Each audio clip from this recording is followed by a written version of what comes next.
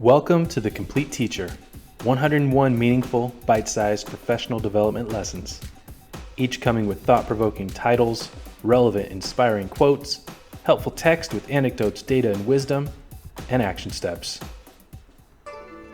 Lesson 53, Primacy-Recency Principle, Start Strong, End Strong.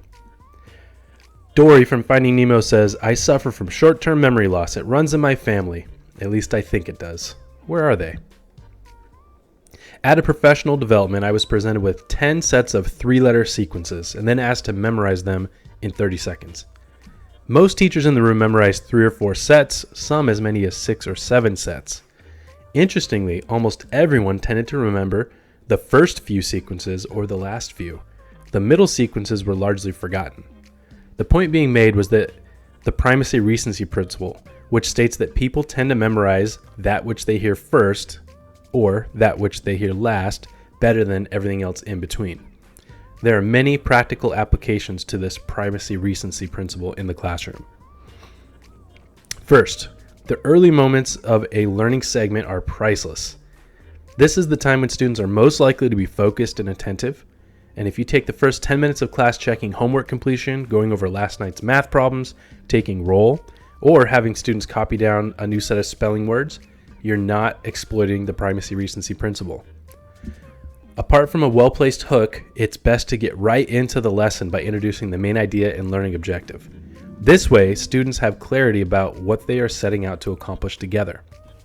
Second, unless you do it for specific learning purposes, avoid asking a shot-in-the-dark question like, what do you think anti-disestablishmentarianism means? Or, who thinks they know what this concept is all about? When the first several answers are inevitably silly, wrong, or both, some students will remember the incorrect answers, which were spoken first, instead of the correct answers, which were revealed afterwards. Third, it is critical to take lesson closure seriously. If you end with some variation of a learning objective recap, you're on the right track. If you end with fluff to fill time, such as, that's the end of the lesson, go ahead and pack up a little early, or, so what's everyone doing this weekend? You're missing an invaluable piece of the learning process. Since the primacy-recency principle suggests that they are more likely to remember lesson opening and lesson closure, capitalize on this at the beginning and ending of each learning segment. Action steps.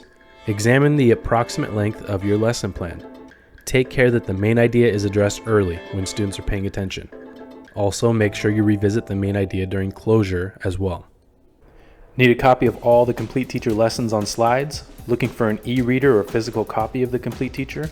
Want to browse thousands of other top-rated engaging resources? Check out the links below.